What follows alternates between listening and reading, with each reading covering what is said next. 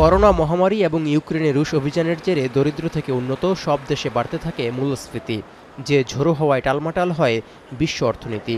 2022 সালের অক্টোবরে যুক্তরাজ্যে 41 বছরের মধ্যে সর্বোচ্চ মূল্যস্ফীতির সীমা ছাড়ায় 11%। অথচ একই সময় যুক্তরাষ্ট্রের মূল্যস্ফীতি ছিল 9.1, জার্মানিতে 8.7, কানাডায় 8.1 এবং ফ্রান্সে 6.9%। এই অবস্থায় যুক্তরাজ্যের রাজনীতিতে নেমে আসে অস্থিরতা। ব্যাপক চাপের মুখে ওই সময় পদত্যাগ করতে বাধ্য হন কনজারভেটিভ পার্টির নেতা ও ব্রিটিশ প্রধানমন্ত্রী লিজ ট্রাস। পরে সেই হাল ধরেন ঋষি সুনাক। লিজ ট্রাসের তুলনায় বেশি সময় ক্ষমতায় থাকলেও তার দেয়া আগাম নির্বাচনের ঘোষণায় দেশটিতে আজ ভোট লড়াই। দেশটির কেন্দ্রীয় ব্যাংকের তথ্য বলছে, মে মাসে মূল্যস্ফীতি কমে 2% দাঁড়িয়েছে। তবে 2022 এবং 2023 সালের তুলনায় মূল্যস্ফীতি অনেকটা কম হলেও খাদ্যসহ নিত্য প্রয়োজনীয় পণ্য ক্রয়ে এখনও বেশি অর্থ গুনতে হচ্ছে যুক্তরাজ্যের মানুষের। দেশটির জাতীয় পরিসংখ্যান কার্যালয় ONS-এর তথ্য একই কথা বলছে, যেখানে দাবি করা হয় 3 বছর আগের তুলনায় দেশটিতে খাদ্যপণ্যের দাম এখন 31% বেশি। এর মধ্যে অত্যাধিক হারে বেড়েছে দুধ, চিনি ও মুরগির দাম।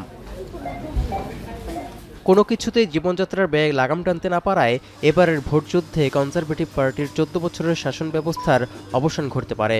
ধারণা করা হচ্ছে, ভোগ্যপণ্যের দাম নিয়ন্ত্রণ করতে না পারায় ক্ষমতাসীন কনজারভেটিভ পার্টিকে হটিয়ে 2010 সালের পর প্রথমবারের মতো লেবার পার্টিকে ক্ষমতায় ফিরিয়ে আনতে পারেন ব্রিটেনের ভোটাররা। দেশের কল্যাণে প্রয়োজনে ক্ষমতার পরিবর্তন চান তারা। Yeah, I vote for Labour. Yeah, because the Conservative is no good for the situation is no good.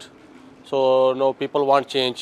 People in Lee are struggling far worse compared to 5 years ago, based on the cost of living crisis that we're facing as a nation at the moment. We had a Conservative MP that didn't stick up for people locally here in the Lee constituency, and we need a change to that. You know, the Conservative, they not do the best for the country. So this time they should leave the country.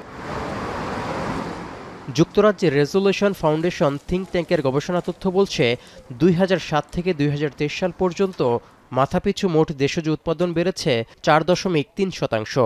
অথচ আগের 16 বছরে এর প্রবৃদ্ধি ছিল 46%। আর 2021 সালের মে থেকে চলতি বছরের এপ্রিলের মধ্যে সাপ্তাহিক গড় আয় 581 পাউন্ড থেকে বেড়ে হয়েছে 687 পাউন্ড। এর ফলে ব্যবসায়ীদের ব্যয় বাড়ায়, ভোক্তাদের খরচও বাড়ছে। এদিকে ব্রিটিশ রিটেল কনসোর্টিয়াম BRC বলছে, আগের মাসের তুলনায় জুন মাসে দোকান এবং সুপারমার্কেটে পণ্যের দাম কমেছে 0.2%। বাণিজ্য সংস্থার মতে খাদ্য মূল্যস্ফীতিও 3.2% থেকে কমে 2.5% নেমে এসেছে, যা লক্ষাধিক পরিবারের জীবনযাত্রার খরচ সহজ করবে বলেও আশা করা হচ্ছে। তবে এই আশ্বাস ভোট লড়াইয়ে শেষ পর্যন্ত কোনো প্রভাব ফেলতে পারে কিনা, সেটাই এখন দেখার বিষয়। তৌহিদুর রহমান, এখন বিশ্ব।